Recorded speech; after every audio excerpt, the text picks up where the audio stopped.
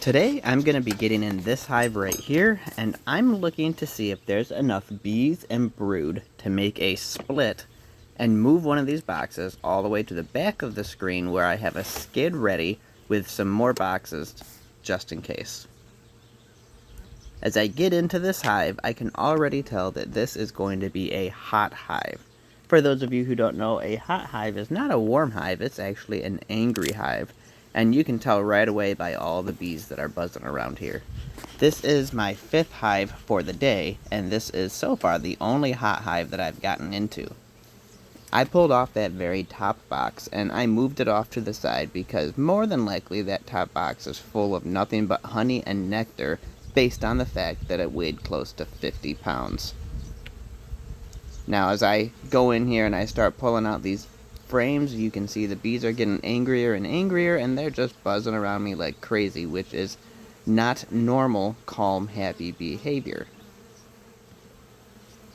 That first frame right there that I set off to the side was full of honey and nectar, and now I'm going to go into the next frame and see what we have going on, and this frame is also just honey and nectar. It has me a little bit concerned that this whole box is going to be nothing but honey and nectar, and if that's the case, I might as well harvest it if enough of this honey is kept over.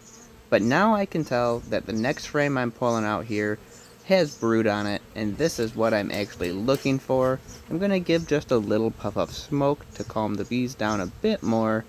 but you can see right here in the center, that brown that's in the middle of the frame, that is actually brood or capped over baby bees, to simplify things.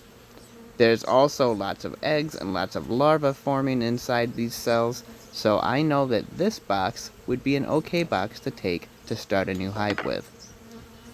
I'm going to move this box back to the skid off in the background, and by doing so, assuming there's no queen inside this box, the bees that remain in this box will take a very young, freshly laid egg, and they'll feed it what's called royal jelly, and that royal jelly will help develop the egg into a new queen in about 16 days. After 16 days, the new queen will emerge, and once she's ready, she'll take a mating flight and get mated, and then she can come back and start laying her own eggs inside this box. Now, if I'm wrong, and there's a queen inside the box that I'm moving, then the same process will happen with the yellow box that's staying behind, and the yellow box will more than likely have plenty of eggs and brood to form a new queen. The worker bees will do the same process. They'll feed a young, freshly laid egg royal jelly, and in 16 days a new queen will emerge. Most of the time when you're getting into a beehive, the bottom couple of boxes have